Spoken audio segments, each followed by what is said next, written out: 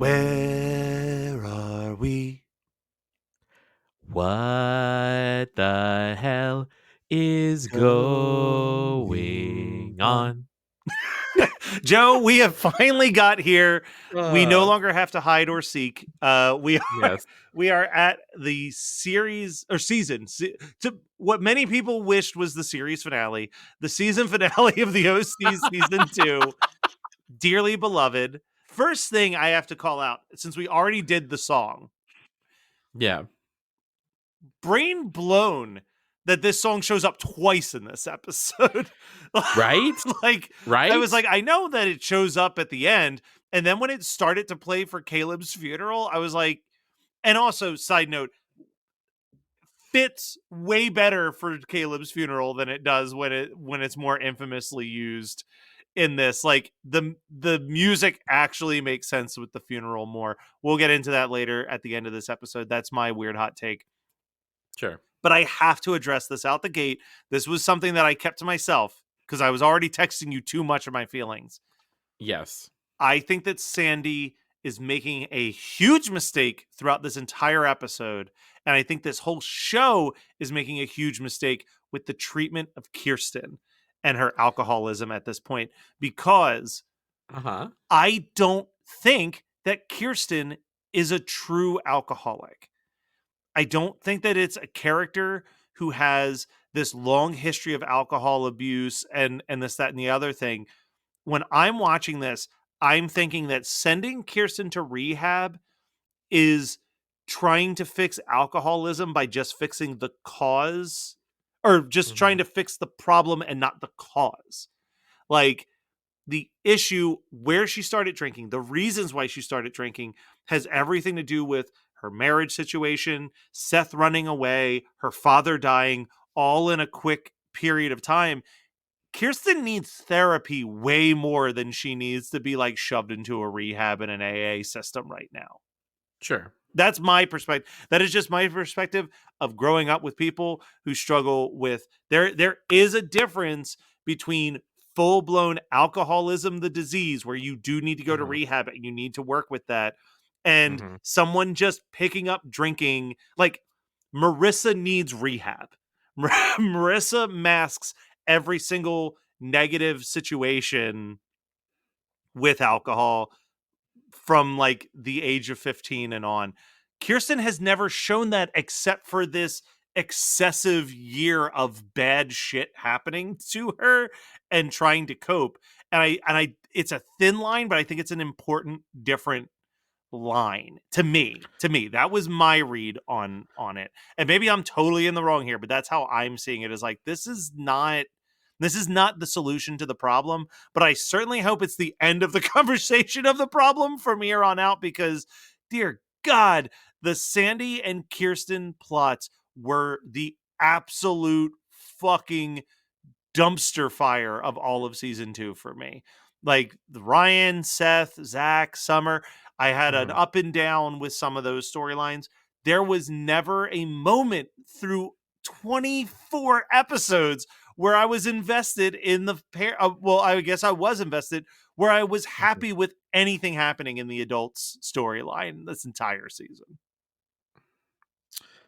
I so well, first of all, I appreciate your insight, especially because like you have a history, you have an intimate family Yeah. history of folks dealing with And addiction I and could be wrong because I've alcoholism. never drank in my life. So, like, I'm coming from this from like the sober guy's perspective. But to me, I do think that there is a very big difference between Kirsten and Marissa in this situation. Sure, I understand.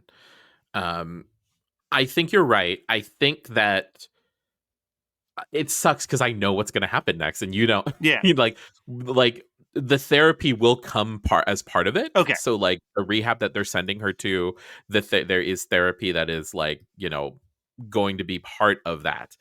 So one, two, I mean, like that's also part of like from what I understand, especially with any like inpatient rehab type situation, There is a therapy element. there is a Yeah. therapy component of it. I've been hinting at this All all season. Yeah. season that like something happens at the end of this season that like the little moments where you see like Kirsten with her glass of wine, right? Like it's breadcrumbed throughout the series until we get to this part, and it gets pushed over the edge because, like, like in any, you can't have like you can't have a figure who you have a complicated family relationship with die unless there's like, I said this to him, that was the last thing I said to him, and Yeah. then he died, right? And so then with and that's what like pushes her over the edge. She already, I mean, like, that's what pushes over edge, not the, like, getting hit by a car, getting hit No. by a truck And that's kind of thing. and I guess here's what I'll say. Her having a freak out at her father's funeral and the solution being she must be sent to rehab feels Hmm. like a Caleb move more than a Sandy move, if Hmm. that makes sense. You know what I mean? Like Hmm. Caleb is the character that's like swift punishment. Like Caleb would do this as a punishment. Like, Hmm. you have embarrassed me in front of important people, and thus I must send you away until you clean up your act type attitude. It doesn't feel like a Sandy move. I Sure. get why we're there. But like I feel like Sandy, I don't know. It just there was something about it that rubbed me the wrong way. Um but hey, Well, Sandy doesn't have answers. he Sandy doesn't. doesn't know how to deal with this. And I think what, like, the intervention of it all, I mean, like, we're also in like the prime, like the prime time of like interventions being a thing because of the A&E show, right? Yeah.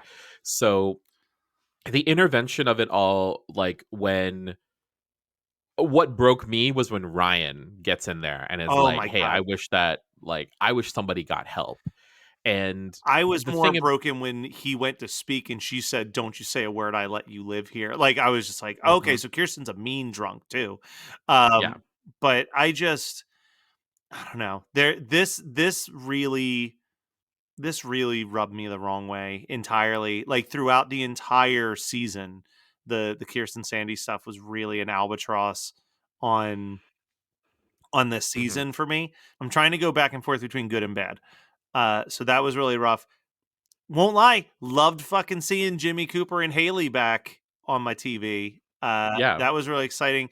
I feel like I already spoiled for myself that Jimmy Cooper does not stick around and that it's not the Cooper family reunion that they're leaving us thinking it They may think it's be. going to be, yeah. Because I think when we looked into when he first of all, when he sailed away, you were like, I don't genuinely remember if this is a series wrap on him or not, which means that he's not here very long. And I think when I Googled it, it was like from that point, it was like 28 episodes, and he was on the show Yeah, for 30 episodes. So I'm like, all right, I guess we're at 29. So I guess episode 1 of season 3 is sending Jimmy Cooper off again. yeah. So that is what it is. But yeah, love seeing Jimmy. That brought me a lot of joy. Actually, I learned something immediately watching this episode. So Mhm, I've talked about my friend Jeff, who was like kind of the first OC fan that I knew, and he had shown me a few random episodes. Uh, mhm. this I know for a fact that this was the episode that made him an OC fan because he. This is the episode? This is the episode in the sense of what he told me was he was flipping through the channels and he saw someone as he was randomly flipping through the channels, he saw a character reading his favorite book, Sex, Drugs, and Cocoa Puffs, and stopped and went back and was like, "What?" And then he just watched this episode out of context Oh god. and got like sucked in and then went out and bought the season 1 DVD to like get caught up on everything. But yeah, Seth, the first shot of Seth, he is reading Sex, Drugs, and Cocoa Puffs, which is also one of my top 5 favorite books as well. Uh, it's hard to call it a book. It's an essay collection by Chuck Klosterman about pop culture.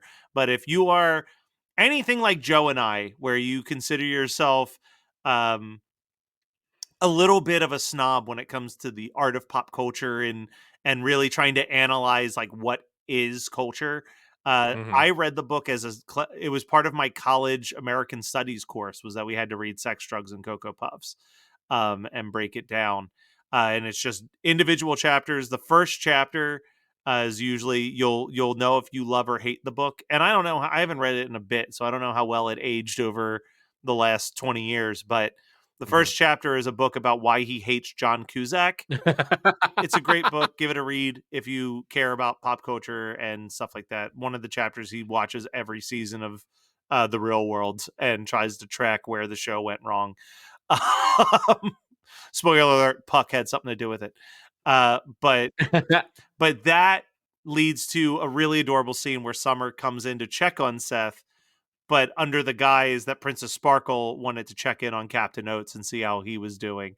Joe, if you had told me how many times I'd say the words Princess Sparkle and Captain Oates through the entirety of this podcast, I would not have believed you, because boy, did that feel like a throwaway plot point. But here we are, still 2 years into the show, making references to these Yeah. two horses. Yep. Mhm. Um, I have a huge thing I need to complain about. And we've kind of hinted at complaints about this Uh-huh. before. And I mean, it's pretty obvious to me that this is a series wrap on Trey, but I really also need it to be a series wrap on the anonymously evil Jess, who just Yeah. has has no character, no storyline, Mhm. no importance, just kind of moves in and out of scenes, just bringing bullshit with her for like no reason. And like I kind of ignored the Jess subplot last week because it's so much worse in this episode. But like, Joe, tell me that I never have to talk about Jess again now that Trey is dead. Oh god, you never have to talk never, ever. Hold She on, I have to look her up, right? Yeah, I she need ran to look off with her up. those drugs and just like never came back. Um Honestly, like Trey is a bad dude. We're not going to sit here and pretend that Trey's not a bad dude, but if we're going to talk about who should have been shot and dead on the ground after this season, Jess is so much worse of a person Mhm. than Trey is. And like I am saying that fully aware that Trey did some fucked up shit and did Yeah. some essay and all of that stuff, but Jess is worse because Jess is a person who finds someone like Trey and purposely calculates pressing buttons and causing and Yeah. literally manipulating a person who's already unhinged to go more unhinged for Mhm. their, sometimes just for their entertainment. Like Yeah. like it is, she is a true sociopath. Like Oh, yeah. like And, like, oh my god, the when she pulls the gun first of all, when she pulls the gun at the drug deal, right? yeah. And the whole point of having the piece at the drug deal and having Trey there is because the last time someone did a deal with whoever she's doing the deal with, they like it got violent because of for whatever reason. But she's the one who pulls the gun on them. Yeah, she escalates the situation. Yeah. Like And the interesting thing is twofold. One, she pulls the gun and she's like, who's the bitch now? Which reminds me of the new a guy. million percent. Who's the bitch now? Who's the bitch now? And I was like, I was like, no. I was like, we can't. No, I was like, no, not a new guy reference. Um, I knew you would like that. And then secondly, she like what did she say? She's like, go back in your rice rocket. And I was like, Jesus oh Christ. no. Oh my god. Uh uh and Not then the actually, explicit racism. I mean, we already have the implicit racism of like you don't see any people of color. yeah. Like even Teresa, who's supposed to be like Yeah, the Latina, most right? whitewashed Latina woman that has ever stepped on the screen. Yeah. I the other so I guess here's the one thing. Part of me is like I never want to think about Jess. I never want Jess to show up again. There's also a part of me, it's like I want Jess to show up in the first season and have to literally pay for her crimes. Cuz Yeah. otherwise where we're at right now, this woman shows up, seduces Trey, pushes Trey all over causes Trey to have a relapse, gets him to do these drug deals with him, essentially leads to Trey's death. And Mhm. for all of that, she gets to run away with the drugs for free. And for all we know, live a very fine, healthy, happy life in Newport Beach as like their top drug dealer. It's actually kind of a bummer that if there's no more story follow up, that she just kind of got off scot free from this point on, and that we'll just have to assume that she's living the high life as like Newport's top dealer of all drugs. Well, she's supposed to show up, right? So she's like, I'm gonna steal my dad's Beamer Yeah, and we're gonna drive to Vegas. She's like 18, yeah. not maybe 17. I mean, She's a she's high still at school school. kid. Yeah, she's still at high school. Which again, flip. Actually, now that you're bringing that up, Trey, Trey, what is it with you and high school girls? I know he turned 21, Yeah, but you're a real Scott Pilgrim right now. It's not great. yeah. Ugh. Talk about Ooh, no, gross.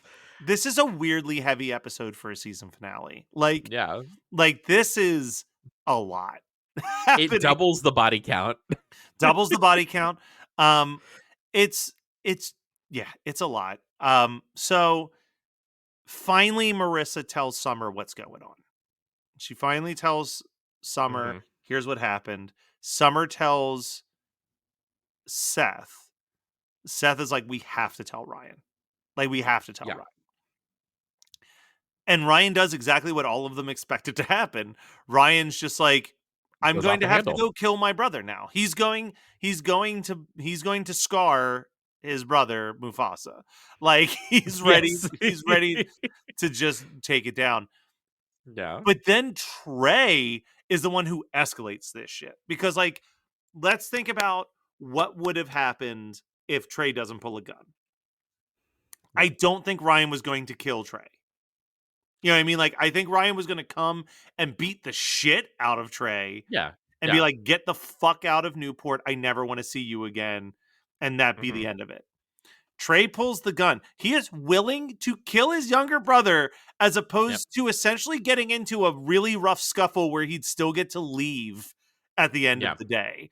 Hmm. Then the fight happens and Trey escalates it further by literally trying to choke the life out of Ryan and reaching for a telephone to bash his head in with. Yeah. Like he expedites the situation to the worst way. Marissa, with an incredibly lucky kill shot from a person who I assume has never fired a gun in her life, shoots a disarming shot that takes Trey's entire life out of him. And this is Yeah. where we get this weird music choice. Obviously, I know about this scene. I know about this scene because of the SNL sketch, Yeah. Dear sister, Dear Sister. which by the way, dear listener, you can listen to my dulcet tones read an essay that I wrote about this specifically on the Geekscape Yes, you can. YouTube channel. Yes, you can. Look for the OC video that Joe did a while ago. But the reason why that sketch even happened, as much as this was a pop culture moment, I think it was a pop culture moment because it is a weird song choice. It is it is a weird, like, it's a great song. This is not a diss on Imogen Heap. This is a Hmm. weird fucking usage of this song. Like, it doesn't, it like kind of, it's hard. It's a chicken or an egg situation right now, Joe, because it is actively hard for me to decide if the music choice works only because I've known about this song choice for 20 years, Hmm. or if it's the most insane song you could possibly put in the scene and that's why it's so charming and strange. Cuz it's like any this would be a better place for Fix You by Coldplay. You know what I mean? Like it's like something that's like piano and tragic and Yeah. sad. And instead it's like, what you What you say? Like say? it's, yeah, the where are we would still have made sense in that part. It's the fact that the gunshot kicks in and it's the catchiest part of What you say. say? Oh, that it doesn't end well. Well, it didn't end well. No, but it's like, whoa, what a call. Like, honestly, if she shot the gun and the "Where Are We" part kicked in again, I'd be like, that totally makes sense. Like, that works. It is such a weird part of the song to choose, but I also think it's why it became iconic. I think that it's Yeah. impossible to separate the two. It's been forever since I listened to the Los Costaritas, like, pop culture. Did this make it onto their Sure. 100 pop culture moments list? I think I'm not sure actually because they do like they have also like the 200 the Great American I've like listened to World that Songbook. recently too. Yes. It feels to me like this is worthy of like 100 pop culture moments thing. It's certainly Yeah. like of the last like 20 or 30 years an absolute like needs to be on that list. Sure. I'd even say 100 iconic moments in television. This makes it somewhere on the list. This is a Oh, thing absolutely. like me, case in point, never really watched the OC up until now, and I knew this scene, I knew this moment, I knew this Mhm. song choice. TIAA is on a mission. Why? Because 54% of Black Americans don't have enough savings to retire. So, in collaboration with big name artists like Wyclef Jean, TIAA released Paper Right. New music inspiring a new financial future. With 100% of streaming sales going to a nonprofit that teaches students how to invest. Stream Paper Right now and help close the gap.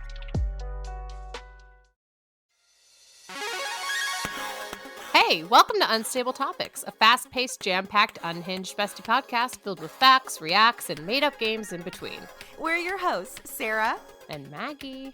and we're excited for you to join our best friend hangout, where we surprise one another with things we find interesting or hilarious just to see how the other will react. Our friendship might be totally stable, but you never know what your bestie might throw your way to knock you off your game. So come shake things up, learn something new, and laugh along with us. This is Unstable Topics. I was actually just telling my girlfriend this while we were driving. I was driving her home before we record it. So I have to ask, was this the first time you heard this song? Yes. Okay. Do you want to know where the first place I heard this song was? Oh God, what? Bringing it back to Zach Braff, baby, when it was used in the movie The Last Kiss with Zach Braff and Rachel Bilson. What? Did you ever see that movie, The Last Kiss? It's bad. No. It's a bad movie, but Rachel Bilson I'm from the OC. I'm Rachel Bilson. I'm pretty sure. Hold on a second. I might be. We were talking about a bunch of weird movies all at once. I might be combining people now because Rachel Bilson might be in Liberal Arts with Ted Mosby. Hold Whatever. please. Whoever. I know. I don't even remember his name uh, from that. Yeah, Oh Rachel my God. Bilson from the OC. So it was his follow. So he didn't direct it; he just starred in it. But Sure. it's basically that in the movie, he like is cheating on his pregnant wife with a younger girl played by Rachel Bilson that like he had a chance encounter with at a wedding. And this is the song that plays when he comes home from their first like hang together and he's feeling a little guilty about everything. Where are we? Yep, exactly. Let's see. The plot revolves around a young couple and their friends struggling with adulthood and issues with relationships and commitment. The film stars Zach Braff, Casey Affleck, and Rachel Bilson. Oh my God, Casey Affleck. Yeah, yeah.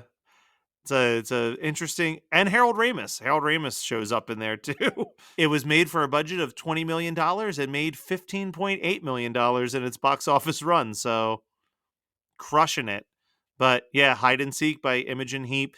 It was another one of those soundtracks where I'm pretty sure, with absolutely no evidence to this, Mhm. I would put money down that Zach Braff was the star of the movie as well as the soundtrack supervisor. because Oh, I'm like sure. because listen to the artists on this: Snow Patrol, Coldplay, Carey Brothers, Imogen Heap, Remy Zero, Fiona Apple, Amy Mann, and Rufus Wainwright. Like half of those were already on the Garden State Yeah. soundtrack. The other half were on the Scrubs soundtrack. Like this was hot off the heels of Zach Braff crushed it with that Garden State soundtrack. Can Yeah. he do it again? And the answer was like, maybe. Maybe. But speaking of music, Joe, this episode, we've joked around about this, that there's no way that we could ever pick something that isn't hide and seek for this episode. And I Yeah. agree with you. This is the song of the episode. That being said, this episode had a ton of great songs in it. You're like, but there was all this other shit. So I really, more than ever, I want to call out these other songs. We had El Manana by the Gorillaz playing when Marissa and Julie are having a conversation before the funeral. Crosses by Jose Gonzalez plays when Summer is visiting Seth. Hide and Seek by Imogen Heap plays both at Caleb's funeral and in the final scene. You're Not the Law by the Dead 60s plays when Jess shows up at the bait shop. An Honest Mistake by the Bravery plays when Seth, Ryan, and Marissa show up at the bait shop. Hot Ride by the Prodigy plays when the drug deal goes bad. Friends by Ryan Adam plays when Haley drives Kirsten home from the spa. Like El Manana made me get so excited because that is off of arguably the Gorillaz' best album, Demon Days. This soundtrack, this is the OC that I think of when I think of the OC, like this collection you of think songs. of Imogen Heap. Yeah, like, but all of those, like, I think of Imogen Heap, Yeah. I think of the Gorillaz, I think of the Bravery, I think of Prodigy, like, I think of artsy indie bands and like offshot techno groups and stuff. Like, I think of all of that. Ryan Adams, like that whole folk indie scene, I think of. Songs that aren't like songs that have at the time really little to no mainstream popularity, but they're fun, and it's that because it's that beautiful moment. I'll speak from my experience. It's that beautiful moment where you're like listening to a song that no one near you in your like proximity of friends or family or whatever likes or knows about the music, but like you love it so much, and it's like, oh my god, this is like the thing that I really think like that was for me when I watched Garden State. Garden State was one of the first like quote unquote indie movies that I ever watched, and like listening to like the Garden State soundtrack, I'm like, oh my god, like this is, I can't believe not more people know about like, you know, let go or Colin Hay for me, man. Like Colin Hay is now one of my favorite artists, and I found him through the Garden State soundtrack. And this is a guy who was the lead singer of Men at Work. Like he had previously had a massive career, and like Zach Braff kind of revived that through Scrubs and Garden State. Look, a lot of Garden State is like everyone's favorite indie movie to dunk on as being like the indie movie that ruined indie movies. I still love it, but I will not, and I mean not, stand for anyone besmirching that soundtrack. That is still a perfect mixtape of the 2000s indie music scene in like a concise 13 track release. The closing track of that album, by the way, sung by one of Ross's girlfriends on Friends. All right, Joe, let's talk pop culture right now. Yeah, so, you know, folks, Merry Christmas Eve to all of you. This has been like, I mean, if you want to talk about like the queerest moments of 2023, it was like starting this podcast with Matt. And like it's been really strange to be like, oh fuck, we did like the first 2 seasons of this show in a year. And that was with like a 2 to 3 week break when your computer died. Yeah, I know. Like if that hadn't happened, we'd be in the 3rd season right now. Yeah, we would be in the 3rd season, but you know, I think the timing is perfect. Things do happen for a reason. And what is my like final pop culture moment of 2023 going to be? Well, I'm gonna end it with something Christmassy. And I have to tell you, it's not, by the way, it is not going to be Matt Rogers' Have You Heard of Christmas? Although by this time I will have seen it. It is going to be the Cher Christmas album, simply titled Christmas. Did that come out this year also? It came out this year, earlier this month. and the uh, like it is exactly what you expect. The first song is called DJ Play a Christmas Song. Love it. Let me ask you. DJ play a Christmas song. I wanna be dancing all night long. I need to ask you a very quick question, because if not, I have something for you to also listen to. Does Okay. she cover Baby Please Come Home? Hold on. Uh that one is like the snow's coming down. Yeah, that one. That one she does. Okay, so one of the albums that we covered this year on Christmas 365, Dylan made me listen to A Very Rosy Christmas, which was Rosie O'Donnell's Christmas album. And the second track is Cher and Rosie O'Donnell covering Christmas Baby Please Come Home, like fresh off the heels of Believe. So it is like full late 90s, early 2000s club track with Cher's "The Snow's Coming Down." I watching it fall. But she's like super auto-tuned, and like Rosie's doing the like Christmas. Christmas. Which, side note, all joking aside, that song fucking rules. That is easily one of the 10 best Christmas songs of all time. It's so good. There's not a bad cover of Christmas Baby Please Come Home. It's so perfect. Yeah. Anyway, sorry, continue. So Cher No, has that's just it. hit. Okay, so Cher hit Cher a home has run. a Christmas album. It's gonna. I fully expect to be at a gay bar and hear it. I was at a gay bar last night and I did not hear it. There was also just like a bunch of bear Santas around me. I was like, it was one of those moments where I was like, am I not as in tune to homosexuality in this city as I as I am? Because like I feel like I would know there are a bunch of like, burly Santas wearing harnesses doing like a pub crawl tonight. I did not realize. I just imagined teddy bears, like Christmas teddy bears. Oh no, like no, like actual, like the like, because I'm like, okay, yeah. I mean, I guess I could see You're people so dressed sweet, as Matt. bears. Like it's Christmas time, why not? In a gay club, why not? Like that would be great. All right, so I'm not going to talk about something Christmassy, but what I will talk about is probably the most obscure movie that I would put on my best films of 2023 list. Okay. Did you watch Pinball: The Man Who Saved the Game? No. Okay. No. That sounds like an off-brand like Hellraiser. Now, you'd think, right? So Pinball: The Man Who Saved the Game, I believe it's on Hulu. It is 80 minutes. It's a brisk watch. It is a fascinating biopic of the true story of the man who saved pinball. Now, I've known this story for a long time because I've been a fan of playing pinball, and a lot of my friends, including my friend Jeff, who was the person who introduced the OC into my life because of the Sex, Drugs, and Cocoa Puffs book. He's like one of the highest ranked U.S. pinball players. So I have these friends who love pinball and they love the history of pinball. In the 50s, I guess it was the 40s, 50s, and early 60s, pinball was banned in major cities because it was considered gambling. It was considered a form of gambling and a game of luck.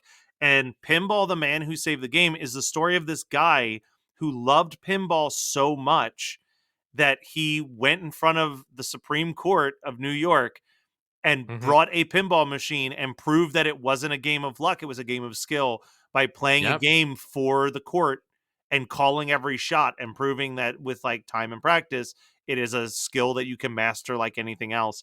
But the way that they like juggle the story and they jump back and forth between time of him like sharing these old memories, and it reminded me a lot of like American Splendor, the way that the American Splendor movie was assembled. But it's just brisk, it's enjoyable. You're kind of like invested very quickly into the characters and the story, and it's made on a very low budget, but it doesn't feel like it's a low budget movie. So highly recommend, go check that out. And take a break. We're gonna take a rest. You guys take a rest, and in 2024 we'll be back watching season 3 of the OC. And I mean we're already past the halfway point, Joe. This time next year we're not going to be talking about the We're OC done. anymore. Will we still be a show? Who knows? Will we be talking about some other show with some white ass people problems? Who knows? Only time will tell. So stay tuned.